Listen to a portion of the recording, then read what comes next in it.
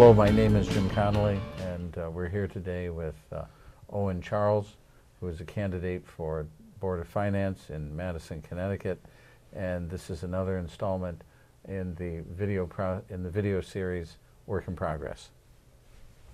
Thanks, Jim.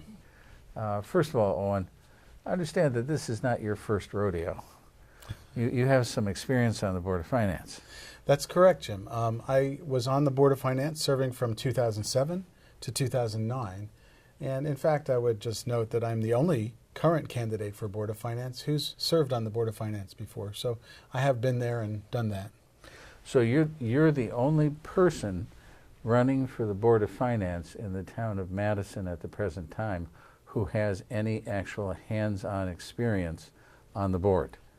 That is correct. Yep. Well, So do you think that might be helpful? I would think it would be helpful. So I would think it'd be very helpful. I have familiarity with the day-to-day workings and the year-to-year workings of the Board of Finance, the short-term and the long-term management of the financial health of Madison. And I'm glad to have served before, and I look forward, I hope, with if I win this election, one of 3 new members of the Board of Finance to serve again. Oh, so there are 3 people who will be elected. I understand there are 5 people running. Is that right? That's right. There are 3 Republicans running. There's 1 Democrat running, and there's myself running as a Green. Okay, so 3 Republicans, 1 Democrat, and 1 Green Party member running for 3 positions. Right. Okay. So I would emphasize to folks, whether you are unaffiliated, Democrat, or if you're a Republican, you can certainly make a choice and make me one of your choices to really change things up a little bit in town government, get a new party involved, and ensure that there is a voice of the people on the board. I have been there. I've been involved in the Board of Finance before. I've got an MBA and years of actually corporate finance experience, but I also am running as an outsider, as a Green who feels strongly that the people's best interest and the public good need to be represented, not only nationally, but here locally. And that's why I'm running locally as a Green Party member. So you actually are able to handle budgets and finance. See, I and probably many people watching here have a hard time even balancing their checkbooks. Okay, but you're not that kind of person, right? No. You can actually manage a budget with large numbers and to try to balance the priorities and so on. Right. So I do have a master's in business administration, and I have over 20 years experience in clinical research. So managing budgets and finance, managing contracts mainly in clinical research, mostly for a large pharmaceutical company over these last 20 some odd years.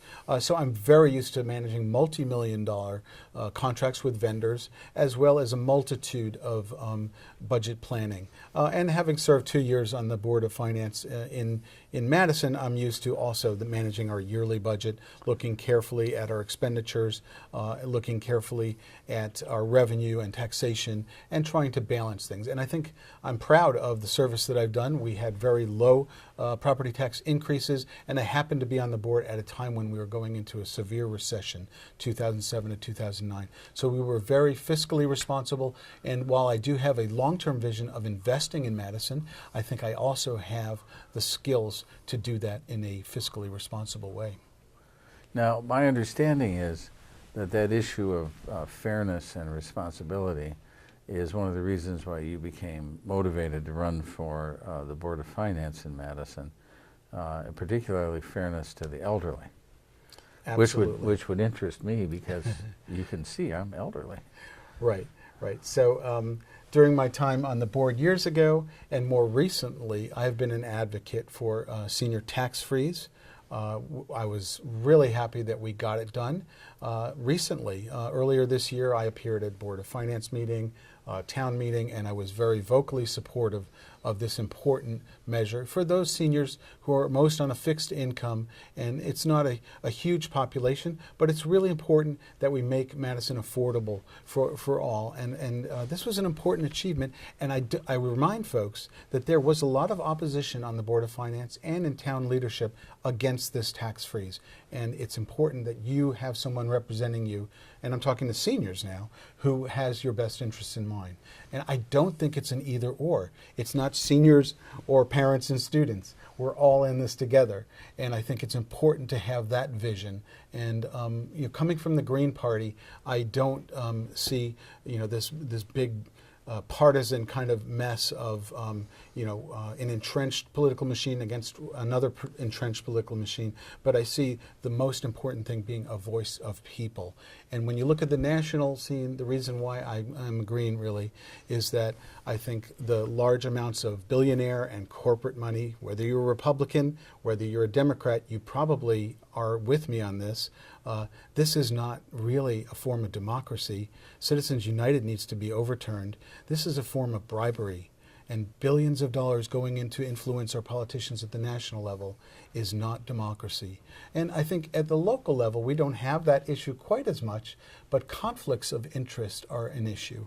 And I have a vision for setting up a conflict of interest policy, enhancing the existing ethics policy in the town, as well as having an ethics committee that could oversee and ensure that there are not conflicts of interest at the local level in developing or real estate or land use issues and a multitude of financial issues as well. So while that's not specific to the Board of Finance, I think it's a vital thing that people in Madison should be represented on. Conflicts of interest have no place at the national level, and they certainly have no place when it comes to spending our money locally. Well, now, Owen, I know from speaking with you before we started the interview that you have some very definite opinions about some of the recent decisions that have been made affecting budgetary matters in Madison. I wondered if you could say a little bit more about those. Sure, absolutely. I would go into just kind of some high-level ideas, and some very important topics to Madisonians are the Academy School. What is the future of the Academy School? And I think everyone feels strongly that this is a vital public interest. It's a landmark in the middle of our town. Right. In the last year, the current first selectman kind of spearheaded nixing a deal to look at considering a shoreline arts center. Now, I think this was a great idea, and I've talked to a lot of people in Madison who thought that it was a shame that we're now looking at potentially selling it off to developers. A lot of people feel strongly the Academy School needs to stay as a public good in this town. It's got a long history. A lot of people went to school there. It's right in the middle of town, and we should be using that for a Shoreline Arts Center or something like it for the public good, and not just purely selling it off and making a few bucks in the short term while we lose this vital public interest. Now, does it have to be a Shoreline Arts Center? It doesn't have to be, but it should be something that the public gets input on, that is not pushed through behind closed-door deals, and I think I will push that issue strongly. The Academy School needs to the future needs to be something that we listen to people on, and those who are making decisions need to hear what people have to think about it. And it's not an easy solution, and I certainly think while the public good needs to be served, there can be public and private cooperation. There can be some private uses of things like the Academy School, and we need to look into that carefully. And I don't think that fairness was served in just kind of pushing away that ongoing discussion with the Shoreline Arts Center. So you think a variety of viewpoints on the Board of Finance would be a good thing? Yeah, absolutely. Do you think in general there's been a problem with the way that decisions have been made in the town of Madison during the last several years? Right. So in addition to what happened with the Academy School, I think there were a number of examples, and one was the selling off of Academy School property. I think that was done inappropriately, and then there was the issue with financing of ball fields in the town of Madison without the proper oversight and review that is in place. So I think it's really critical that we have people in local government who are focused on following process, law, and established procedure. And so I will serve that purpose. As I mentioned, I think an ethics committee is essential, and I think transparency, having things out in the open and inviting public input is vital. So, not everyone can make it to a town meeting. Not everyone can make it to a Board of Finance or Selectmen meeting. Usually there's only a few, but we need to be responsive to the voice of many people, not just those few who show up for meetings. And I promise to do that. So, Owen, does the Board of Finance have anything to do with education and educational spending? Right, absolutely we do. So the Board of Finance is very involved in reviewing the annual budget that the Board of Education and that the Superintendent of Schools will put together. And so, I am a very strong education supporter. I think it's vital to this town. And whether you're, you an empty nester and you're a senior, or you're parent of young children, we all have a shared interest in having and maintaining excellent schools in Madison. And that is because Madison is known as a place, a desirable place to live. I think we want to keep it that way.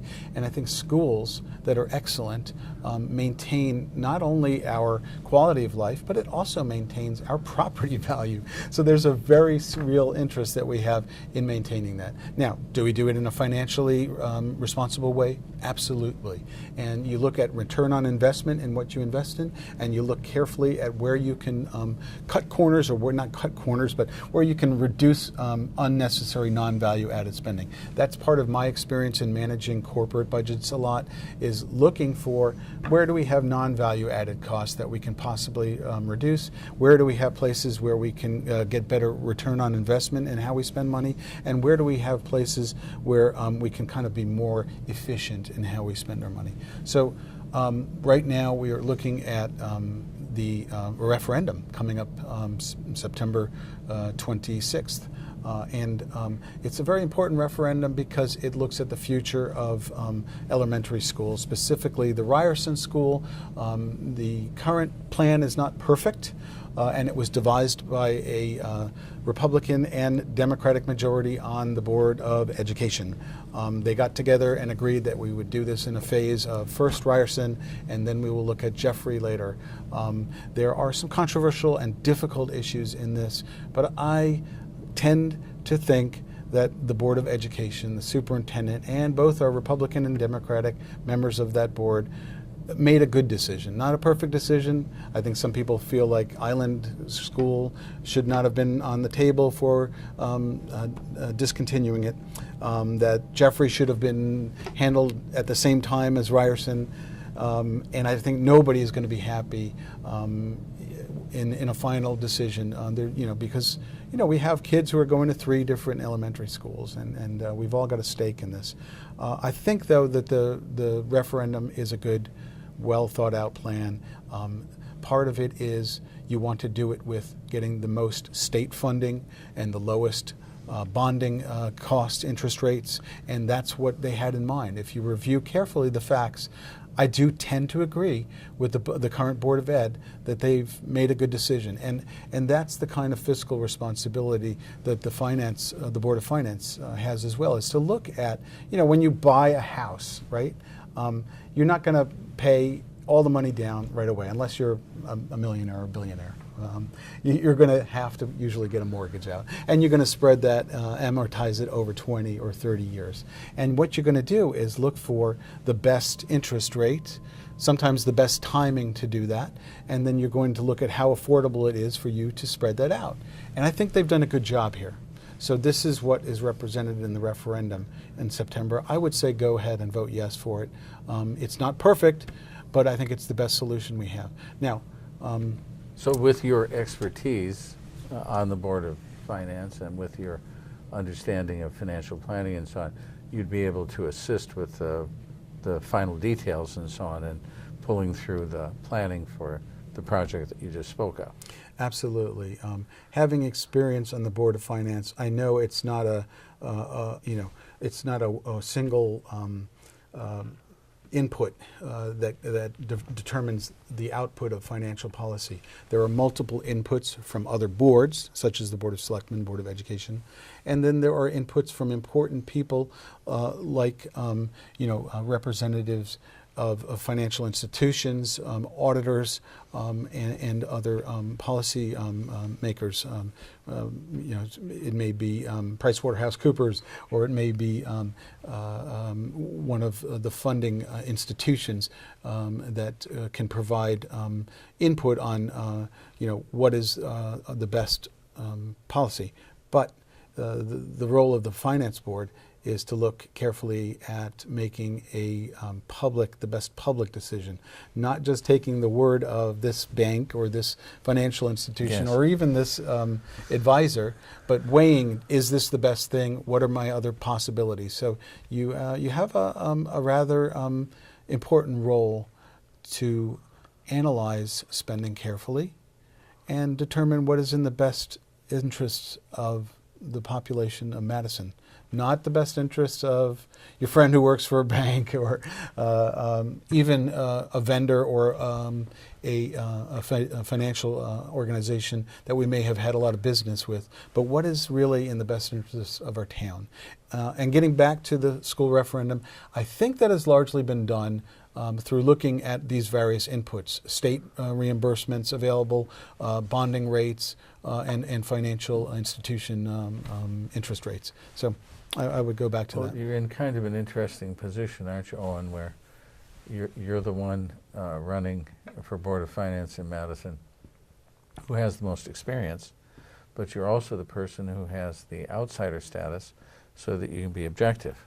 We usually think of experience and objectivity as being a trade-off, but it looks like in your case we get experience and objectivity. Isn't that strange? It seems it's convenient, but it's also, I think, quite good for the people of Madison. So here you have this outsider greed, and I would quote Kermit the Frog, "It ain't easy being green." No. Because I've had to petition my way onto the ballot. Yes. I've had to work hard, and I appreciate all those people I talked to at the farmers market and at the town concerts on the Madison Green who signed my petition and helped get me on the ballot, and who told me a little bit about what they think is important in the town of Madison. And some of those things include some of the things I've been talking about: ethics, transparency, the academy school, serving the public good, not private interests for town government. So it ain't easy being green, but you know what? I've been there and done that. I've been on the Board of Finance before. I'm the only candidate who served on the Board of Finance before. So I ask you to give me your vote. There's 3 people who are going to be selected for the Board of Finance. You have 3 votes. Make me one of them, and I will promise to serve the public interest in Madison sincerely and with the best interests of Madison in mind, in a transparent and ethical way. So, Owen, could you say a little bit? I mean, as a Green candidate, you must have, some interest and so on in alternative energy and, wise energy decisions and so on. So, I was wondering if that has any effect on your priorities that you'll have as a member of the Board of Finance. Absolutely, absolutely. So you can say it's a green issue, but it's really not a left or right or a political issue. I think people in general have an interest in sustainable energy and transitioning to sustainable energy, especially at a global level when we see what's happening around us, and we all have an interest in that. But you know what? We are lucky to have the technology now, and in Madison, the expertise of an energy committee that is very professional and very experienced, recommending what we can do locally. And that includes conservation design, it includes solar installation, and it also includes geothermal. And whenever you're making a spending decision, you look at the return on investment over time. Not your immediate expenditure, but how is this going to work out over time? And I think when you look at things like solar And we've seen the ROI window really decrease. So you don't have to wait 30 years anymore for your investment in solar to pay off. We all know that. And you look at a current issue is the library expansion. And so there's recommendations being considered by the Town Energy Board for geothermal. If you look at just the pure expenditure, it may cost us more in the short term, but it will save us money in the long term. And that's the kind of investment in Madison that pays off and that needs to be considered, is not to be penny wise and pound foolish, but to have a long-term vision of how we save money, how we spend money, and what we do that will make the best of the quality of life in Madison. So there you have it, Owen Charles, candidate for Madison, Connecticut Board of Finance, the most experienced candidate running, a man with an open mind, a man willing to stand up for people like the elderly, a man willing to represent diversity of viewpoints. Okay? If you're interested in expanding the process of openness in the city of Madison, he's your candidate. Thank you, Jim.